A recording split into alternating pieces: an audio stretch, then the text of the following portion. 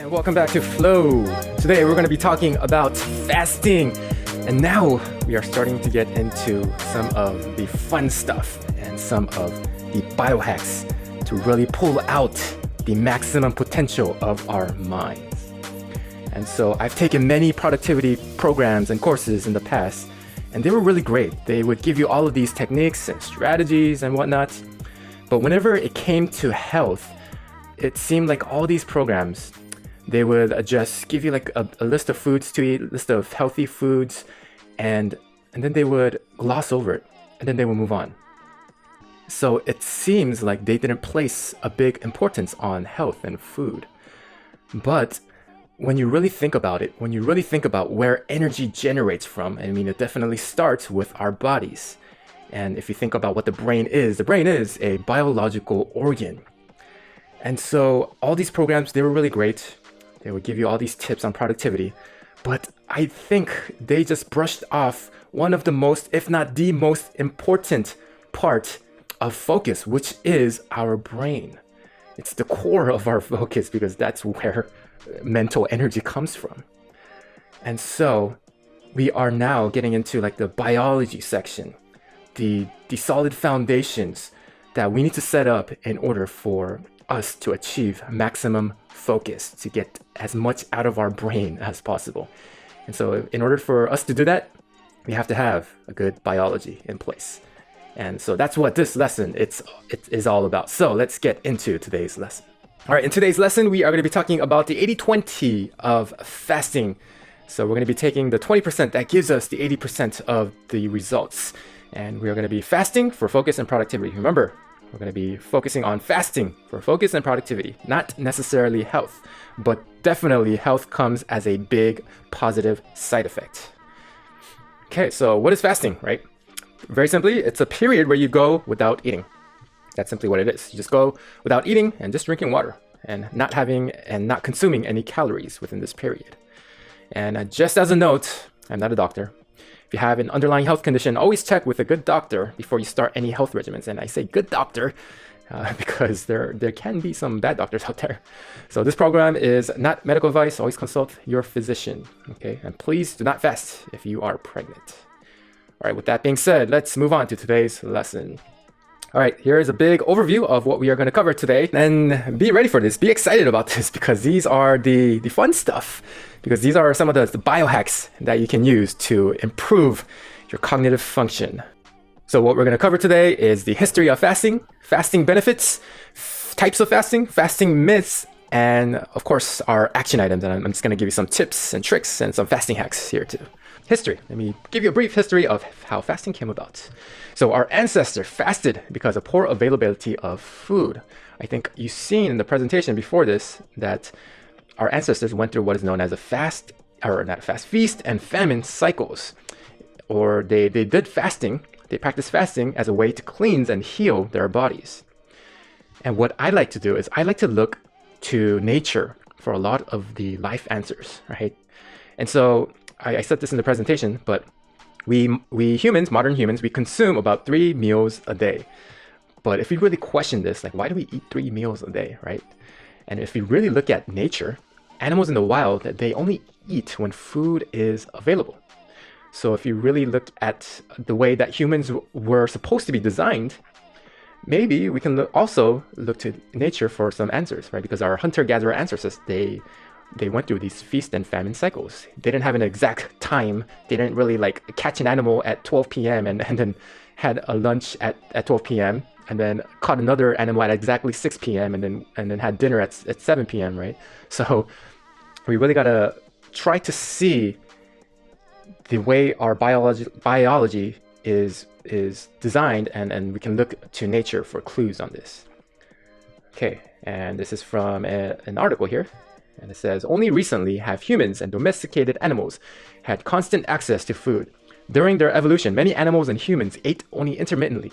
In rodents, both fasting for 24 hours every other day or twice weekly extends lifespan up to 30%, independent of both total food intake and weight loss. Intermittent fasting can also protect against obesity, cardiovascular disease, hypertension, diabetes, neurodegeneration, and the clinical progression of several new neurodegenerative diseases. And if you look back in history, you can see like religious leaders like Moses and Jesus, they fasted for 40 days and 40 nights for spiritual renewal. Socrates and Plato fasted for 7 to 10 days at a time to gain physical and mental efficiency. Pythagoras fasted for 40 days before his examination at Alexandria, and he even required his students to fast before coming into his classes. So why did all of these brilliant teachers in the past, why did they do and implement some kind of fasting ritual? Was it merely for discipline, or did they notice that whenever I went on a fast, I seemed to have a lot more focus and improved clarity? And so now the science is out, right? The science that the Greek philosophers were probably itching for, we now have it thanks to modern science.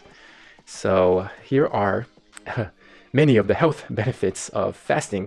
But again, we're not necessarily going to focus on health, right? We are using fasting for our focus and for mental cognition. But I am going to cover some of these because I believe some of these are important for you to understand. But again, 80-20. Let's keep it nice and simple here. And this is from the book called Eat, Stop, Eat. If you want to check out that book and dive into more information about fasting, you can do so. And so let's go into some of the fasting benefits. All right, the 80-20 principle here. Some of the obvious ones are fat loss and cleansing. Okay, so fat loss is just you're going to lose weight, and I think this is pretty common sense. If you're not eating anything, you're automatically going to be losing some weight, right? So you're gonna benefit from fat loss while you are fasting. And also it's a cleanse. Fasting is a big detox. So when your body is not consuming anything, your body will start to remove all of those toxins from your bodies and have a huge detox for your body and your mind too. Next, let's talk about autophagy. So I know I talked about this in the presentation, but let me dive deeper into autophagy because I believe this is an important concept when it comes to fasting. All right, autophagy is simply the dying off of old age cells that are damaged and can no longer divide. The term autophagy was coined by Christian de Duve over 40 years ago and is derived from Greek, and it means eating of self. It is getting rid of the junk from your system, a cleanse from the cellular level. So what this means is that it is helping your body become an anti-aging machine because it is cleaning off of your old damaged cells and preserving your healthy ones. So this is what autophagy can look like. And so normally, in a normal state, cells grow and divide and engage in all usual cellular activity. But when you're fasting in autophagy, growth ceases, but instead the cells now focus on internal cleaning. They are detoxing your body from a cellular level. And here's a little quote from USC. We could not predict that prolonged fasting would have such a remarkable effect on promoting stem cell-based regeneration of the hematopoietic system, if I'm pronouncing that right. This means fasting can be huge for longevity and youth. Not only is it beneficial for our mental reasons or health reasons, but for longevity too. So the real question here is, when does autophagy start, right? All right, so there was a study done on autophagy with lab rats, and they noticed that autophagy was being triggered after about a 24-hour fast, and an even greater upregulation after 48 hours. So science is showing this, right? But the thing is, this was a rat experiment, which doesn't necessarily translate directly to human hours. So what about us humans? When does autophagy start for us?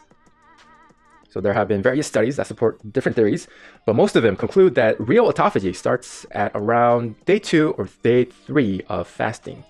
In fact, there was a study done where they took 2 groups of people, one who ate normally and one who went through a 24-hour fast, and they measured their levels before breaking their fast.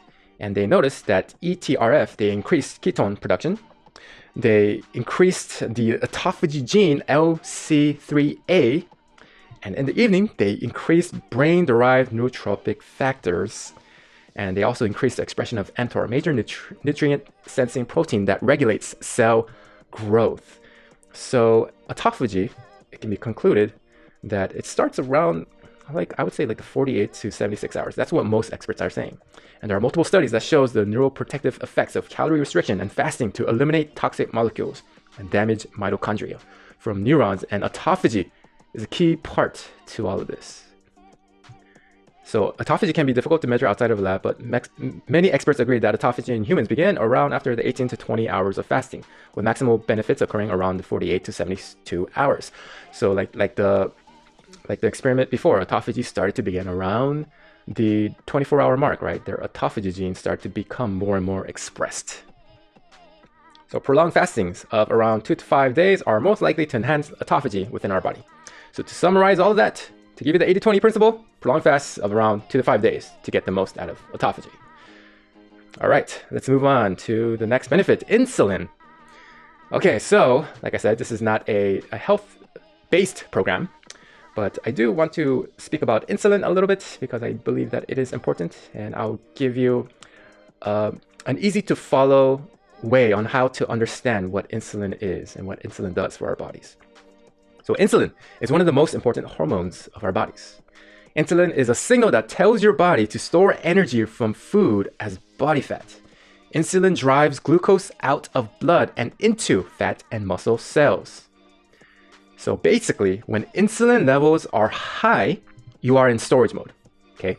And when insulin is high, you're unable to release fat from fat storage. But when insulin levels are low, you are able to release fat from its storage. So, high insulin equals your body fat isn't going anywhere. High insulin is fat storage. High insulin is bad. Just keep that in mind. High insulin equals bad. But low insulin equals fat release. And low insulin equals good. So just keep that in mind, all right? High insulin is bad. Low insulin is good. And of course, this is a big generalization, but overall, high insulin is bad and low insulin is good, all right? And whenever you eat food, your insulin increases. Whenever you eat food, your insulin increases, right? High insulin is bad, right? So if we're not eating food, what happens? Studies have shown that fasting for 24 hours drastically reduces insulin levels. To burn body fat, insulin levels must be low. So the inverse happens when you're doing a fast, because when we eat, our insulin levels increases, right? It gets jacked up. But when we are not eating, our insulin slowly starts to drop. Remember, high insulin bad, low insulin good. And so there was a research on 72-hour fast, and insulin levels dropped to less than half of its initial levels after a 72-hour fast. And so the 80-20 principle of all of this is 70% of this reduction happened during the first 24 hours of fasting. Here's a little graphical representation. And this is from Eat Stop Eat. And so studies have shown that within 24 hours, their insulin levels have dropped 70%. So you will get according to the study, you'll get a tremendous amount of fat loss. Remember, lower insulin results in your fats being released. So within the first 24 hours, it can be noted that you will have a lot of fat loss. In other words, a 24-hour fast has a more dramatic effect on reducing insulin than all of the insulin-based diets like low carb or frequent meal timing could ever hope to have. If you actually want to bring your insulin levels down, the best tool you have is short-term fasting. And this is from Brad Pilon from Eat Stop Eat. And I'll leave a link down below to his book. And so, insulin, by fasting 1 to 2 times a week, you can create periods when insulin gets very low. When combined with period of normal eating, and you create a good balance of high and low insulin for maintenance of good health.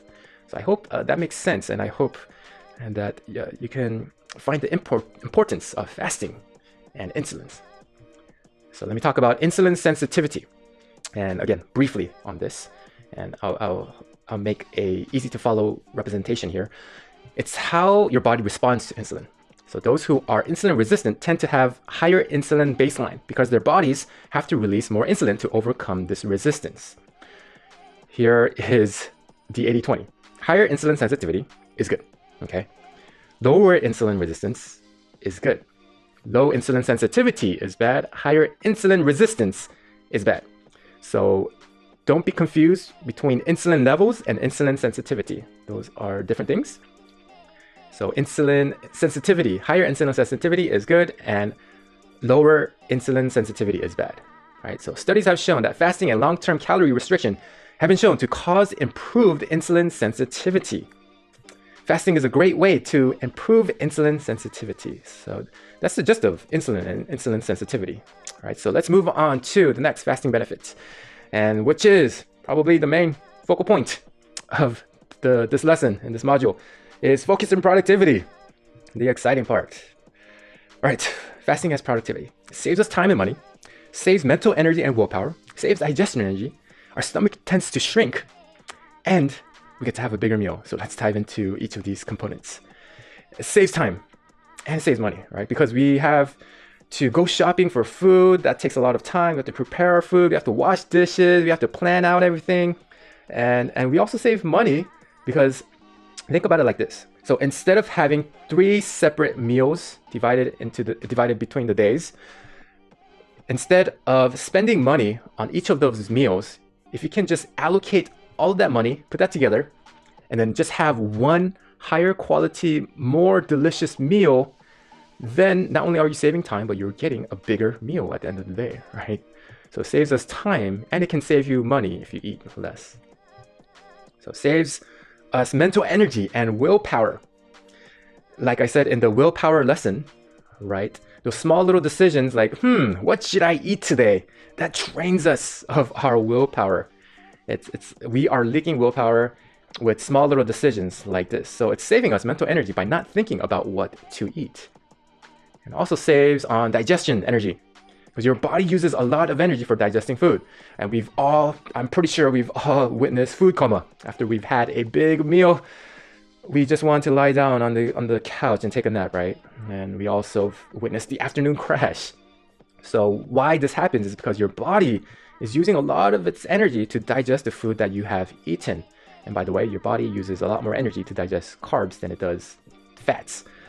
But your body uses a ton of energy for digesting food. That's why you save on digestion energy when you're fasting. When you're fasting, your body doesn't have to digest anything.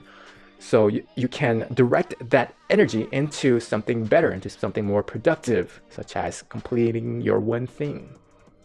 All right, so fasting also shrinks your stomach. And this is just like a personal thing. I don't think it's scientific or anything, but I tend to eat less when coming out of a fast. And it feels like my stomach has shrunk to accommodate my new lifestyle, right? Because whenever I come out of a fast, I tend to eat less. I tend to get full faster, and I just stop myself from eating. Because the body, it's not getting any food throughout the day. So it's like it can be shrinking throughout the day. And so I tend to feel faster whenever I come out of a fast. So this is definitely a positive benefit. And I mentioned before, but you can also have a bigger meal, right? So these small snacks, they can be a big tease. Like I used to eat 6 meals a day. I used to do that low calorie, eating small portions, that kind of diet, right? And God, it really zapped me of my focus power. Because in the back of my mind, I always had this nagging thought of, okay, I gotta eat in like 2 hours. I gotta eat in 2 hours. And so it felt like my life revolved around food and eating instead of revolving around life, pretty much, right? And not only that, but whenever I would have these small meals, whenever I would have like a small banana, it didn't really satisfy me. And it made me even more hungrier than I was before I ate the banana. So it was like a big tease for my body. I wanted something bigger. But with fasting, what you can do is instead of dividing your meals into 6 different ways, you can just have a big, satisfying meal at the end of the day. And it can be more delicious, and you can use the money that you would spend on those 6 different meals into just one big, delicious meal. So I believe this is a big plus for fasting. Okay, let me briefly go over some fasting logic. So I think I showed you in the presentation. So a normal diet looks something like this, right? 2,000 calories a day, and this is for men. I think for women it's a little bit less. And so let's times that by 7 days of the week, which we get 14,000 calories a week. Okay. And if we just do a 2 24-hour fast a week, we're getting 0 calories for 2 days. And for the rest of the week, we eat normally and then we ingest 2,000 calories. And we get a total of 10,000 calories. So see the comparison here, right? 14,000 calories versus 10,000 calories. And let's divide this 10,000 calories into 7 days. Let's see what we get. If you divide 10,000 by 7 to get your average daily calorie intake, it amounts to about 1,400 calories a day. Many people go on diets, like a 500 calorie minus diets, and it'll be really, really hard for them, right? But this is a much easier, much simple way of doing the exact same diet, but you're just incorporating fasting, and you're also getting a lot of the fasting benefits while doing the same restriction of calories. So that's kind of like the picture of this fasting logic, is that you can, instead of depriving yourself and feeding yourself small little snacks and teases, you can have full satisfying meals for 5 days of the week.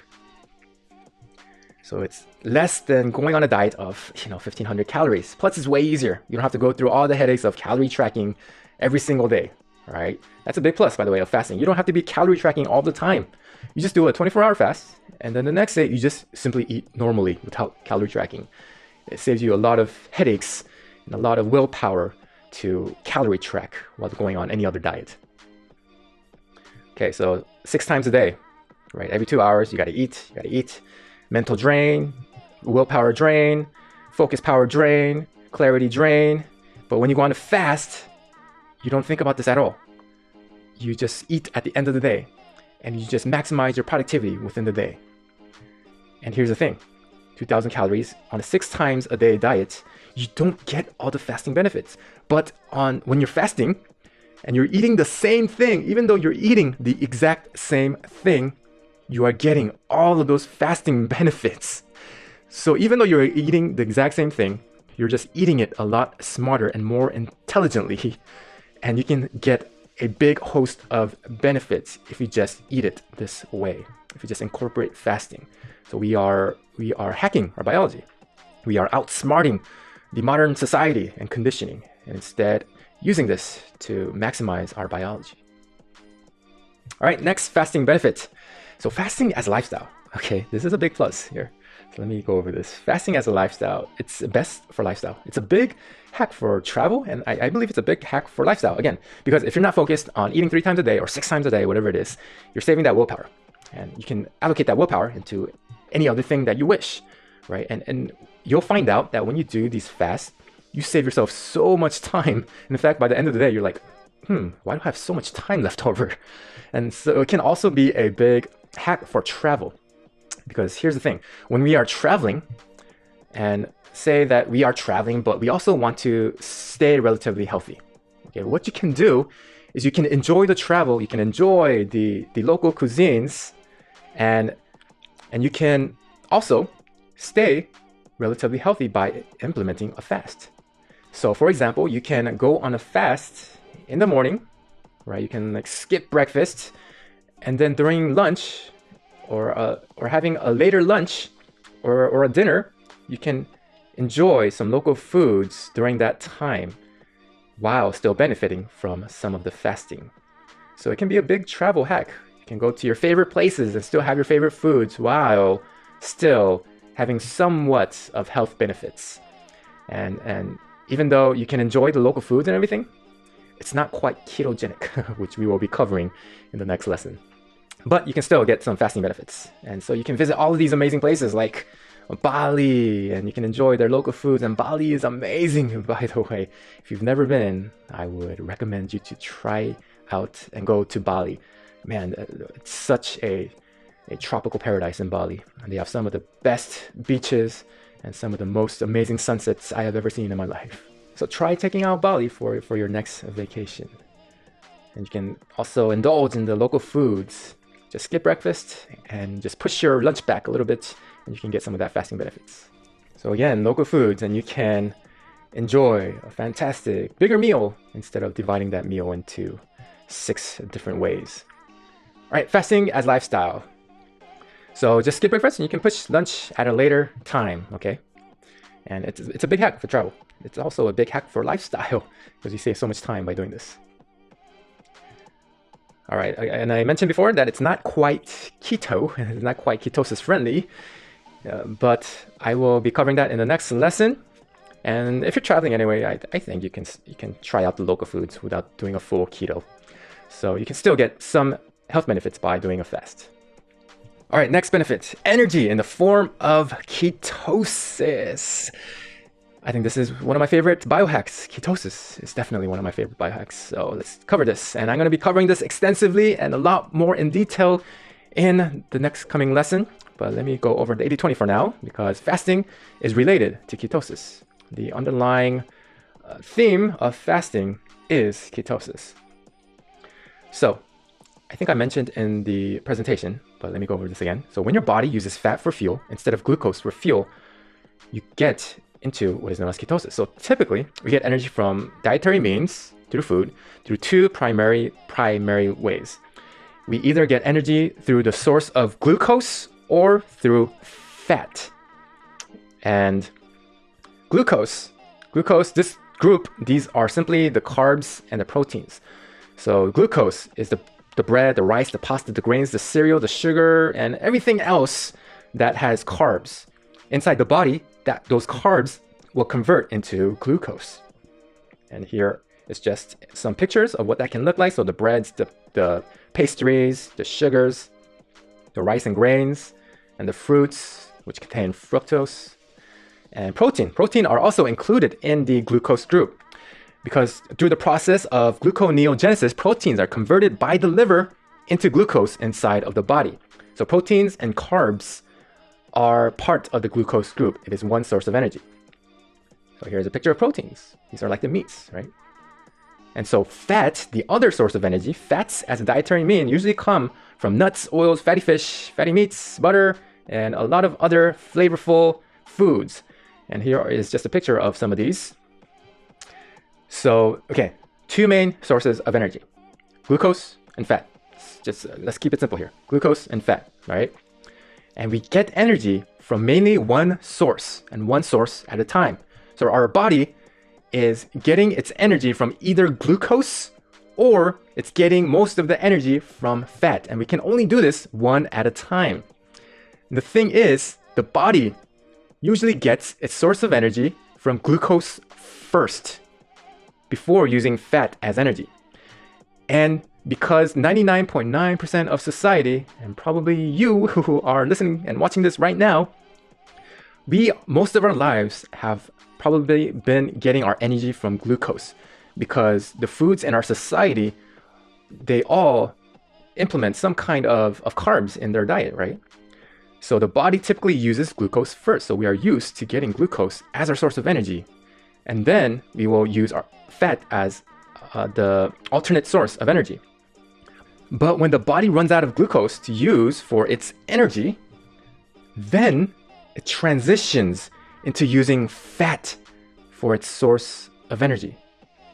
And inside the body, when the body uses fat for energy, the liver then converts that into 3 ketone bodies. And 3 ketone bodies are acetoacetate, acetone, and beta-hydroxybutyrate. These are the 3 ketone bodies. And when the body uses these ketone bodies for its main source of energy, this state is known as ketosis.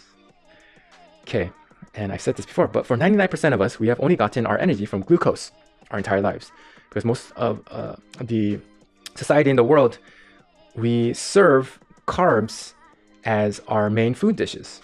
And if you have never been on a fast and a prolonged fast before, our body is always used to deriving its energy from glucose. And so here's what happens on a fast. So what happens on a fast is that your body will be using glucose. You'll be using glucose, until your glucose reserves are close to being zero, right? It's completely depleted of glucose. Then the body will slowly transition into using fat for its source of energy. And after this period, after this fasting period, and after you get over this little hump of hunger, right, the magic starts to happen, and the body starts to get more energy because it's using your fat now as fuel. So whenever we go on a fast, your body's used to using glucose. And because we're not ingesting any food, the body is using up all of the glucose inside the body. And once that runs out, we start using fat. And fat gives us more energy. And it helps to lift off our mind and to ignite it on fire. So here's the thing. Ketones are highly efficient. They are a big, efficient source of energy. Here's a look at ATP. Okay, I'm sure we've all heard of ATP in biology class, high school biology class. But ATP is the energy powerhouse. So glucose, in the form of glucose, 100 grams of glucose generates 8.7 kilograms of ATP. While ketones, 100 grams of ketones generates 10.5 kilograms of ATP, which means ketones are 20% more energy efficient than glucose. So when you're doing a fast, you might think that you're running out of energy, but then once that body transitions into using ketones, then you get more energy. It's very counterintuitive, but you get more energy, not less. And because most societies around the world uses primarily glucose in their meals, we are so used to getting our energy from glucose. So we have never been able to witness the state of ketosis. Seriously, most of us, unless you have known about ketosis before, have probably never been able to witness the state of ketosis and how euphoric this can feel. Because we have been used to eating 3 times a day, and used to eating carbs, and have never fasted before in our entire lives. So ketosis is a highly efficient state for your body. And you can get into a state of ketosis by doing a fast and by doing a prolonged fast. So when fasting, after you get over the hunger hump, and in the beginning, there is going to be some kind of a hunger sense, and you are going to get hungry, but you really get used to this. It becomes easier and easier as you do longer and longer fasts. And so it'll make getting into ketosis a lot easier after you have built up some fasting muscles. All right, so let's talk about the different types of fasting now. And so again, take the look at the 80-20 principle of this. So there are 2 types. First is prolonged fasting, which should be about 2 to 5 days. And then there is intermittent fasting. So I believe I went over this in the presentation, but let's go over this one more time. So what you eat is important, right? I'm pretty sure we are all aware of that. But not a lot of people are aware that when you eat is equally as important. That's why fasting is so beneficial for us, because we are manipulating our bodies and are hacking our bodies and changing the time of when we eat. Okay, so there are 4 levels to this fasting protocol. And I divide it into beginner, intermediate, advanced, and ketosis level. All right, so we want to work our way up to the advanced level. We want to start slow, but we really want to get our way up to the advanced level because the advanced level is most beneficial. And I'm not talking about health benefits. Remember, health is a big positive side effect, but I'm talking about mental clarity. And for me personally, I get tremendous mental clarity if I do like a 48 to 72 hour fast. And it also helps you get deep into ketosis once you have done a prolonged fast. And always remember that when fasting, sleep counts as part of your fasting hours. So you're not really fasting for, I don't know, like 16 hours, because 8 of those hours is when you're sleeping. So you're only fasting for like 8 hours. So count sleep as part of your fasting hours. All right, beginner level. You have already been doing it if you have been taking action on the action items, because every day we were supposed to fast, right? We're supposed to skip breakfast. And that is like the basic beginner level fasting. You don't got to count the hours or anything like that. You don't got to count the calories. Just simply skip breakfast and eat at a normal lunchtime. That's the very beginner level of fasting. You just got to skip breakfast and you'll get a tiny bit of the fasting benefit. Intermediate level. So this is the level that you should be at right now. And this should be a lot easier for you because you're used to fasting, right? You're used to skipping breakfast if you took action, right? And this is the most popular. And this method is intermittent fasting, and this method is known as a 16-8 fast. So 16-hour fast, including sleep, by the way. So it's only an 8-hour fast with an 8-hour eating window. So that 16 means 16 hours of fasting with an 8-hour eating window. Within that 8-hour eating window, you can have your food and you can eat your meals. So intermediate fasting can look something like this. You can skip breakfast and have a later lunch. Push your lunch back and only have 2 meals a day. So here's an example. You have your last meal, say at 8 p.m., and then you stop eating after 8 p.m. And you don't eat except for 0-calorie drinks like tea and coffee until 12 p.m. or later. So it's very simple. You just skip eating for 16 hours or in the morning time. And here's a little visual representation of this. So what you do is you have dinner, and then you stop eating after dinner. And then you wake up, you skip breakfast, you can have your teas or coffee, and then you can have a lunch.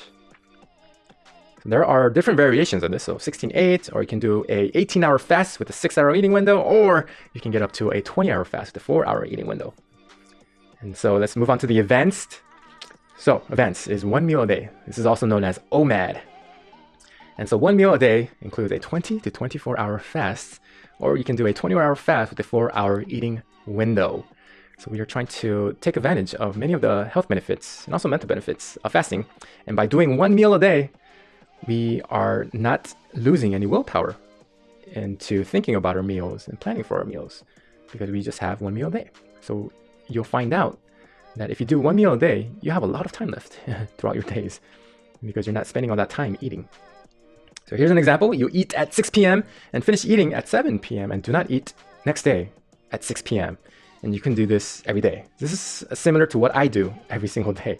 I go on at least like a 18-hour fast every day, and then I would have a meal. But of course, you can also switch it up from time to time. And so let me give you another advanced method. Okay, this is known as the 5-2 method. And I think this is one of the most beneficial ways of fasting. So you have to look at it from a 7-day period, a weekly view. So within that 7 days, you have 5 days of regular eating. And then you have 2 days of 24-hour fasts, and this is separately. So you can also use this method as an alternate day fasting. So one day you would have normal food and eat normally, and then the next day you would do a complete 24-hour fast. And it looks something like this. So on Monday, you can, have your regular foods, and then Tuesday you can implement a fast. And you just do a 24-hour fast 2 times a week, and you can still get a lot of those benefits. And you can still lose weight too. You can lose a lot of fat with fasting. And here's an even more advanced one. It is 1 48-hour fasts a week. So instead of separating those 2 24-hour fasts, you can just have one long period of a 48-hour fast. And remember, 48-hour fast and above can be very beneficial for autophagy, and also insulin, and also fat loss, and also mental clarity, and everything else that I showed you before. Okay, so here's an example of a 48-hour fast. So on Monday and Tuesday, just don't eat. And the rest of the week, you can eat normally. All right, the final method is ketosis. How do we get into ketosis with fasting? We have to go on a prolonged fast. You have to go on a longer fast. And ketosis usually happens in the body about 48 to 72 hours is when you get to optimal ketosis levels. And it's like the fastest natural way into ketosis. So ketosis is a naturally occurring phenomenon in the body, and it's a great state to be in. And the fastest way to get there is through prolonged fasting. So about a 48-hour to 72-hour fast will get you there, along with all the other benefits we talked about. All right, fasting stages. So this is just a little example. It's just like a little visual to see what happens inside your body, what can happen inside your body when you do these types of fasts. So starting from 16 to 18 hours, your body lowers its insulin levels. Fat burning starts to take place. Blood glucose starts to drop. Metabolism switches from glucose to fat burning. You get into a light state of ketosis. And ketones are less inflammatory when they are being metabolized compared to glucose. And then at the 24-hour level, insulin can reduce by 70%. Body shifts from glucose burning to ketone burning. Mild ketosis can occur. Usually 0.5 to 0.7 millimolar in blood ketone levels. And this depends on the person, and we will talk more about the blood ketone levels in the next lesson. And ketones being used by your brain can be one of the reasons that fasting is often claimed to promote mental clarity and positive mood. So what happens at 48 hours? When we get into a 48-hour fast, growth hormone level can reach up to 5 times initial fasting levels. Autophagy can be triggered. Autophagy gene LC3A increases. Cellular restoration starts to occur. We start burning fat as fuel, we start turning into this big coal of energy. BDNF is a brain growth factor which can be triggered through ketosis and fasting. 72 hours in, insulin drops to the lowest point since pre-fast. Metabolic efficiency state, the state of ketosis, is reached. Ketone levels can range from 1.0 to 3.0 millimolars. Neural regeneration and cell growth promotion can occur, and hunger seems to go away. And this happens to me personally too. Hunger seems to be curtailed. Warning, you may experience mind on fire, and you may experience flow states. So that is a general overview of what can happen when you go on these fasts. So here is the 80-20 of fasting, the minimum effective dose, the minimum amount we can do to get the most effectiveness of the protocol. So a 24-hour fast, you can get the most effective fat loss and lowered insulin. So if you are aiming for fat loss and insulin, aim for a 24-hour fast.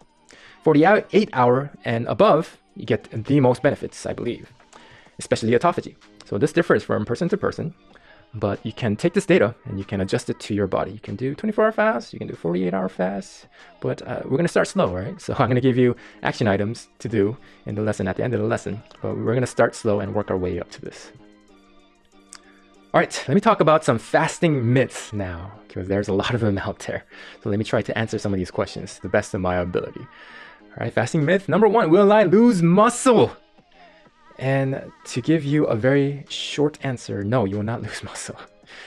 Because the thing is, the body doesn't attack protein and muscle right away.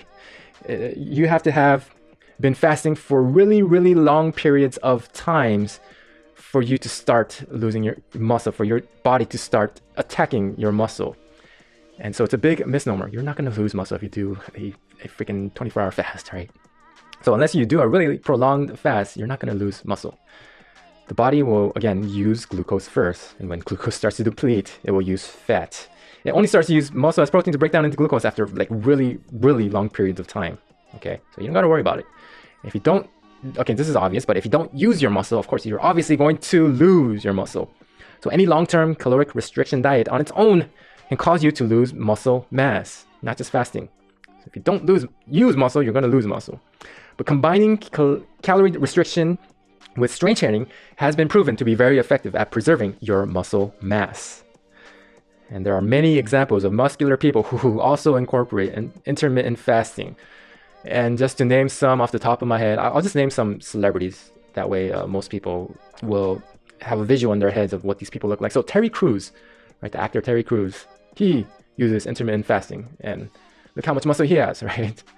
So you're not going to lose muscle. And another example I can give you is, what's his name? Hugh Jackman, right? Hugh Jackman from Wolverine. He implemented intermittent fasting, and I believe he used intermittent fasting for the roles in Wolverine and X-Men. And so he built muscle while incorporating fasting. So you don't got to worry about losing muscle unless you're doing a 20 to 30 day fast or something. Okay, and here is research from Brad Pylon. So research has clearly shown that fasting for as long as 72 hours, regardless of whether or not you are exercising, does not cause an increased breakdown in your muscle, nor does it slow down muscle protein synthesis. All right, myth debunked. Next myth, won't I have no energy if I'm fasting? I covered this before, but when your body shifts from glucose burning to fat burning, you get into a state of ketosis, and ketones are 20% more energy efficient than glucose, and so you get more energy, not less. And especially if you do a prolonged fasting. And when you get over the hunger hump, and to be honest, there is going to be a hunger hump. Like for me, it's around, I would say maybe 3 days and 2 days as well. I do get pretty hungry. But initially, when you start out fasting, you are going to get a little hungry.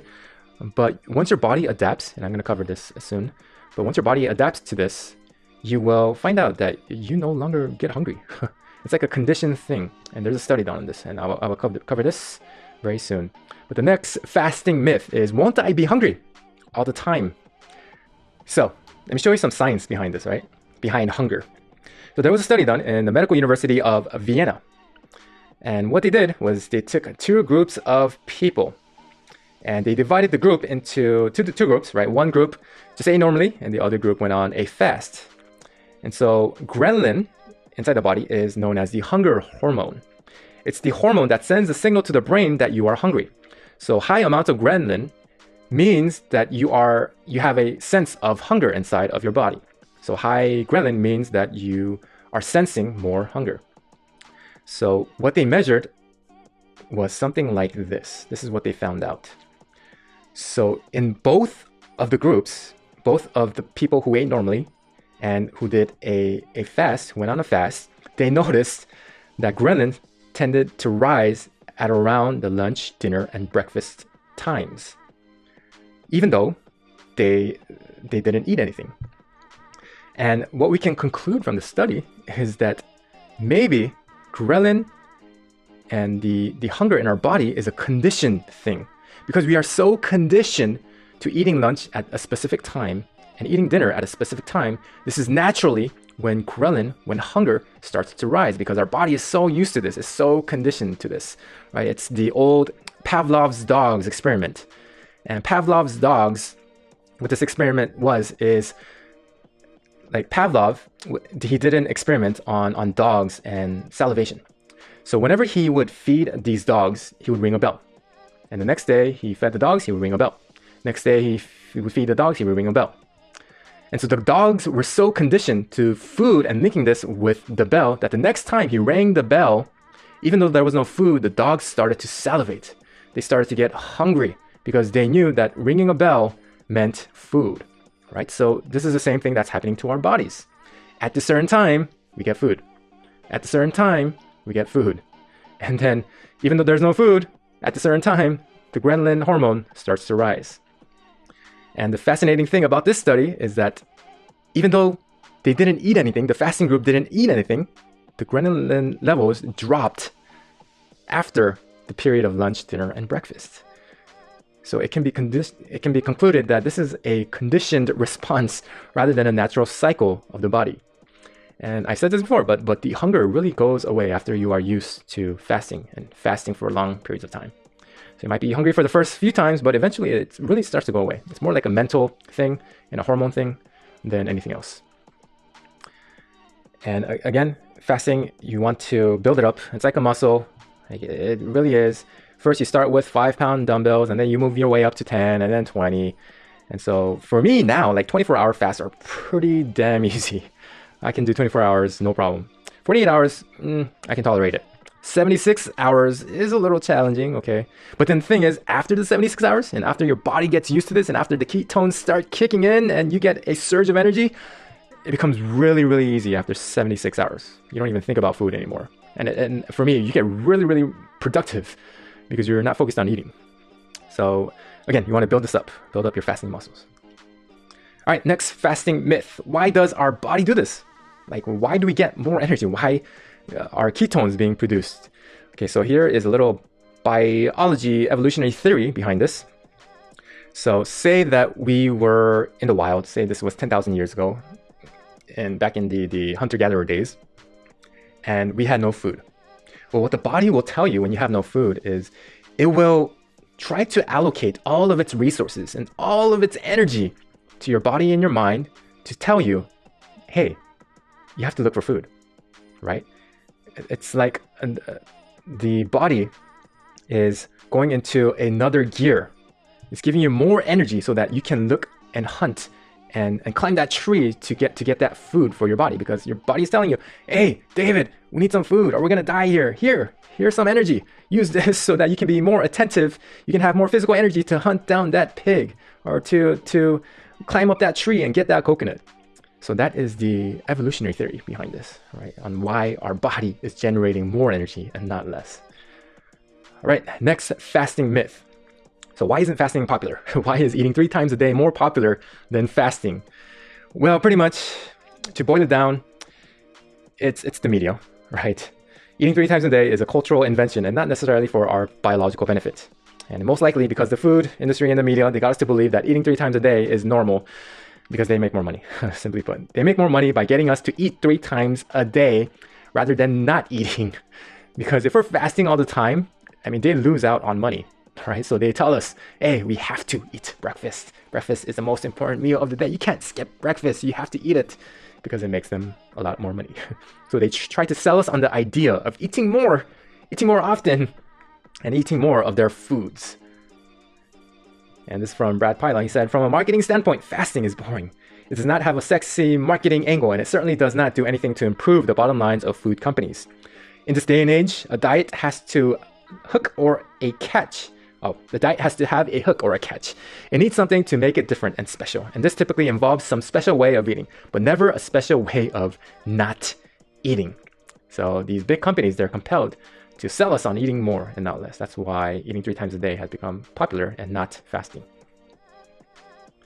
And think of all the diet suggestions, they all rely on the continued intake of food. Eat 6 small meals a day, eat high protein, eat breakfast. The TV commercials say it's the most important meal of the day. Eat cereal, overeat, cycle your carbs, cycle your proteins, eat lots of high calcium foods, eat whole wheat, take diet pills. Whatever the recommendation, it always revolves around making sure that the population is continuously consuming food and food supplements.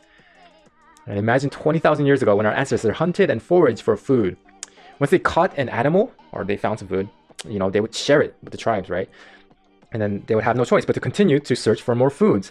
And even studies show in today's tribes, where tribes are secluded from modern society, they find that they would cycle through these feast and famine cycles, meaning there will be a period where they will go without food because they can't find any food. They can't find any animals to hunt down. And so they will go up to like a week without food at times. And so you have to keep this in mind and seeing how nature plays into our biology. So it would be normal back in the day and in these tribes to feast on a big catch and then for a period of time survive on little to no food at all. Based on this biological wiring, it seems logical that this is how our bodies were designed to function instead of eating 3 times a day at exactly the same times. So I'm just saying, just my personal opinion, but maybe we have been brainwashed. Just saying, just putting that out there. All right, so cons of fasting. And there are some cons of fasting, even though they do come with a big, gigantic list of health benefits. And definitely the pros definitely outweigh the cons here. But here are some of the fasting that I've noticed. Okay, so diarrhea.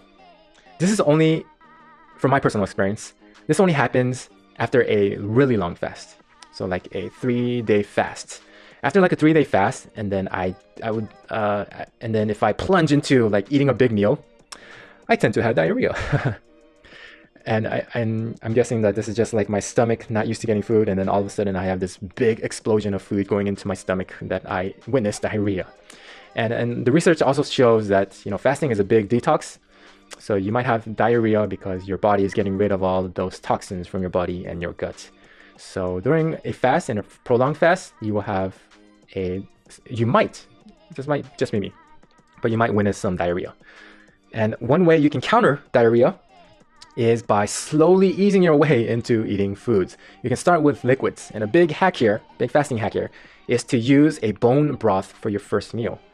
Bone broth eases your way into the incorporating food into your body. Because bone broth is very soothing, good for your digestion. It has a lot of nutrients and minerals and electrolytes. So you can take some bone broth before you get into a big meal, or you can take some probiotics. The probiotics will help with the gut bacteria, and it will help you with the diarrhea. So now, I don't witness diarrhea much often because it does take your body some time to adjust, and especially your gut. It takes your body to adjust to this fasting. And so you have to give it some time and your body will get used to it. Okay, so the next cons of fasting is hunger. We mentioned that before. And so at first, you might witness some kind of hunger. And after long periods of fasting, like 48 hours, you will witness hunger. But then after you get over the hunger hump, it becomes a lot easier. And after you build up some fasting muscle, it gets a lot easier. And so here's another one. Sleep. Okay. Fasting sometimes, it causes some sleeplessness, because your body is not used to getting its energy from ketones, right? It's a new type of energy. And it'll probably be, for most of you, have been the first time using ketones for your source of energy. So it's not really used to it. And so your body and your mind is going to be wired. And so it's going to be hard to sleep at first. But again, your body adapts to this. and now I get deeper sleep than ever. So after that initial period of that huge energy surge, you're going to notice that your sleep is going to get more and more normalized, and you're going to find out that you can sleep easier. All right, so that was a big lesson, but let's go over the execution items for today. Your mission, should you choose to accept it. And please accept the mission. It is good for you. So number one, continue fasting, but let's try to increase this a little bit. Okay, let's try to increase our muscles here and increase this to about 18 to 20 hours. All right, so aim for about 18 to 20 hour fasting window, and the rest you can have your meals. And two, always check labels. And we will go over this in detail one by one, but 3 fasting hacks and tricks, and 4 order or shop for items. So first one, so try to aim again for 18 to 20 hours of fasting. For example, you can have your last meal at 7 p.m. and you shouldn't eat until 1, 2, 3 p.m. So here's a big question, actually. What can I eat when I break my fast? What can I eat throughout the day when I'm not fasting? For now, you can eat anything you want. Okay, just for now, okay? Just for now, and to keep it really, really simple, let's just do a 18 to 20 hour fast, and then during your eating window, you can have anything you want. Seriously, anything you want. Big meals, small meals, whatever you want. Just aim for an 18 to 20 hour fast. All right, action item number 2, always check nutrition labels. Always do this, make this a habit. Make sure everything is 0 calories and they do not contain any of these bad ingredients, which I'm going to be showing you in a little bit. Because even though something might say and be labeled as 0 calories, it still affects our fasting. It can take us out of the fasting state. And so one of the main reasons why we're fasting is for mental benefits and also for autophagy, right? So it can prevent us from reaching autophagy. So make sure to always check your labels, not just for the calories, but also the ingredients list. So here are some sweeteners to avoid. Here's a big list, and I'm just going to cover some of them. So sugar, for sure. Honey, for now. But I'm going to talk more about this later and how you can use this as a hack. But syrup, sucralose, we're going to avoid brown sugar, white sugar, doesn't matter. Fruit juice concentrates, and some brands to avoid. Here is stevia in the raw. It's a brand, and it's not organic stevia, and it combines other chemicals, so avoid that. The only exception is organic stevia, which I'll talk about in a little bit. But other brands to avoid: Splenda, contains sucralose and dextrose, and some other brands. Equal, these popular brands, these artificial sweeteners. Sweet and low, avoid. Diet sodas, avoid. Even though it might have 0 calories, it contains some other bad chemicals. All right, like I said, some ingredients will be 0 calories, but they will still raise insulin and blood glucose levels. They will still affect your fast, even though it is 0 calories. All right, and so here are some ingredients to watch out for on a fast. Watch out for these ingredients. Make sure to read the labels. All right, and I guess the one that's debatable on here is sucralose, because for some, it does and it does not raise blood glucose levels. And blood glucose, I will talk about in the keto chapter. But just know that if sucralose, if it raises your blood glucose, you want to avoid it. But for some people that it doesn't raise their blood glucose levels, so this is really debatable. But you should just avoid it just in case, right? So avoid all of these ingredients, especially on a fast. And the only exception, though, is organic stevia, if you can find it. Organic stevia, and not too much, just a little bit. Because even though stevia does not raise insulin, it does not raise blood glucose levels, your mind and body could have a placebo effect. Your mind could be like, oh, this tastes sweet, this must be sugar, and it can raise your blood glucose levels that way. So just have a tiny bit of organic stevia. And drinks that are okay: black coffee, mold-free is better. If you want a mold-free coffee, you can check out Dave Asprey. He has some coffee that he swears that he has gotten the manufacturing down to make it mold-free. But you can check out some of his coffee, and you can drink herbal teas. You can drink tea, regular tea. You can drink green tea, really good by the way. Matcha. You can drink black tea, chamomile, peppermint, any of those herbal teas. Make sure it's 0 calories, and make sure to check the labels though. Water, for sure, copious amounts, as much as you want. Water and sparkling water and minerals. Okay, so those are what you can drink. And here are some fasting hacks. Actually, some of these are required on a fast. All right, fasting hacks. You need to take a lot of sodium and electrolytes and water. Because when you go on a fast, you're going to be losing a lot of water. Your body's going to excrete a lot of water. So you need a lot of sodium and electrolytes. Okay, this is mandatory. Okay, you really need these to replenish your body. Okay, so pink Himalayan salt, not table salt. Table salt is full of chemicals. Avoid. You can either have pink Himalayan salt or sea salt. Okay, and the pinker the better for the pink Himalayan salt. So you want to take a lot, especially when you're fasting and especially when you're in ketosis. Take anywhere from 2,500 through 6,000 milligrams a day. So you want a lot of sodium. And you want these three main minerals: sodium, magnesium, potassium. And I know we're fasting and all, but you can get this through supplementation. You can take, magnesium supplements or potassium supplements, and I'll leave links to those down below. And you can also take magnesium at night because it has a calming effect. I'll leave a link to the product down below. And whenever you are lowering your insulin, right, the more sodium your kidneys secrete. So on a fast, you are losing a lot of electrolytes and sodium from your system. And you'll start to feel sluggish and lethargic, and it'll start to give you a headache, and you'll start to wonder, oh man, this fasting stuff, it does not work. But this is known as the keto flu. And again, this is like a hump. Okay, and once you go over this hump, you will see sunlight and sunshines on the other side of this.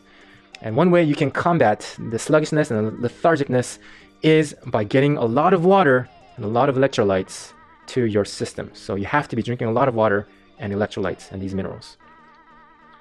All right, another fasting hack is raw organic apple cider vinegar. And you can specifically use the Bragg brand. I'll leave a link down below. But there are so many benefits for apple cider vinegar, and it is pretty much close to 0 calories. You don't want to take too much because it has like a tiny bit of calories. So you don't want to be gulping this thing down, and that'll be disgusting, by the way. But some of the health benefits is that supports immune system, anti-inflammation, contains potassium, antioxidants, and it's really good for your gut health. So this is a big fasting hack. You can use this for your fast. And there was a study done that found 20 grams of apple cider vinegar reduces glucose levels and insulin sensitivity after a meal in both insulin resistant and healthy people. There's also evidence that it can improve cardiovascular function, fight tumors, and kill pathogens. And this is from Dave Asprey. He is a very, I would say, professional biohacker. And you can check out some of his books too. I'll leave some links down below. So this is Bragg, apple cider vinegar. Really, really good for you. Okay, next fasting hack. And this is my personal electrolyte drink that I drink every day. And here it is. So 16 ounces of cold water, and you can use sparkling water. Big hack. It actually makes it taste a little bit better.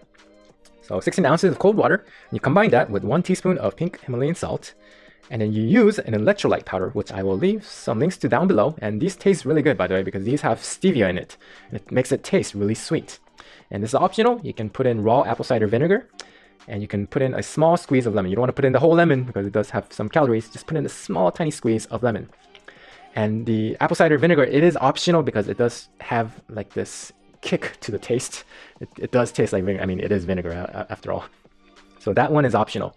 But if you make this drink and if you use the electrolyte powder that I like with stevia, it really tastes like lemonade. It tastes really delicious, actually. And I just down this thing in the morning to replenish myself. So that is a fasting hack. So you can drink first thing in the morning, and then you can drink in the evening as well. And my evening one is a little bit different because it contains calm. This is a magnesium supplement, and magnesium is supposed to have this calming effect on your body. And magnesium is also one of the supplements that you should be supplementing so that it fulfills those electrolytes in your body. So this is my night drink, my personal night drink. I don't drink this like right before bed. I probably drink this a few hours before bed, because if I drink this before bed, it wakes me up, and because I have to go to the bathroom, right? If I drink a lot of water right before bed, I tend to have to use the bathroom a lot. So I drink this about a few hours before bed. And I take 16 ounces of cold water. You can use sparkling, again, pink Himalayan salt, electrolyte powder, and I add magnesium to this. So I add this supplement to my drink in the evening. All right, and another hack here, sparkling water. You can try to use sparkling water to stave off your hunger. I personally use a lot of sparkling water when I'm fasting, and it really helps. It really helps me with my hunger, especially after the initial hunger humps. And after that hump, then everything else is easy. But sparkling water definitely does help. And you can get the flavored ones, like the lemon or the lime ones. Those are really good. And those have 0 calories. But of course, always make sure to check the labels. I don't know, but maybe some brands have some calories, so always check the labels. All right, another fasting hack when breaking a fast, bone broth helps. Right? And also contains a lot of electrolytes. It's really good for you, actually. So bone broth helps, and I'll leave some links down below to some brands that you can use. But a popular one is Ketone Fire. They sell this on Amazon, and they sell this on their site as well. And it's from grass-fed beef, so it's really healthy. And this is a big one throughout the fasting and ketosis community. This is a popular one, so you can try this out. And you can take this right before you break a fast so that it soothes your stomach and gets it ready for food instead of having a gigantic meal like I do and then having a diarrhea right after. All right, action item number 4. So here is your shopping list for the day and for this lesson. So you want to have some kind of salt, not table salt, but you want to have some kind of salt. Okay, you really want to take this while you're fasting, pink Himalayan salt or sea salt. And you want to be supplementing with magnesium or potassium. All right, those are the big 3. Sodium, magnesium, potassium. You have to get those inside your body or you will feel headaches and you will feel very lazy and you'll tell yourself that this stuff doesn't work. So you really have to get those. And you still might feel sluggish and headaches the first few times, but it's just your body adapting, okay? So please take these supplements, and you can also drink an electrolyte powder. I'll leave links down below, and you should have all of your base electrolytes met with these 2. Okay, and you can also get organic apple cider vinegar. Again, this is really good for you, and it contains next to 0 calories. So try taking this as well. And bone broth, which is optional. Sparkling water, which is also optional, and you can use a magnesium powder called Calm. That's also optional, and you can use some lemons.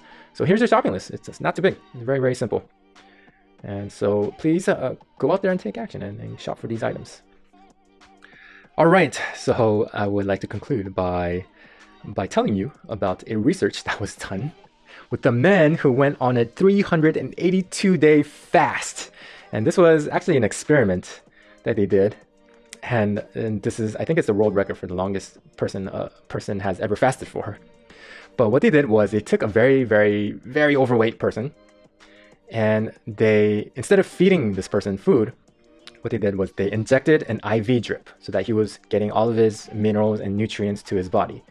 And they made them, or not made him, but he went on a 382-day of fasting.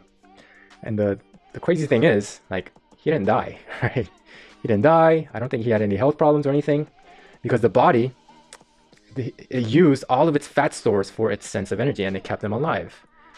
And because he was very, very overweight, he had a lot of fat stores. And so the body had a lot of energy to use. And so that's what kept him alive.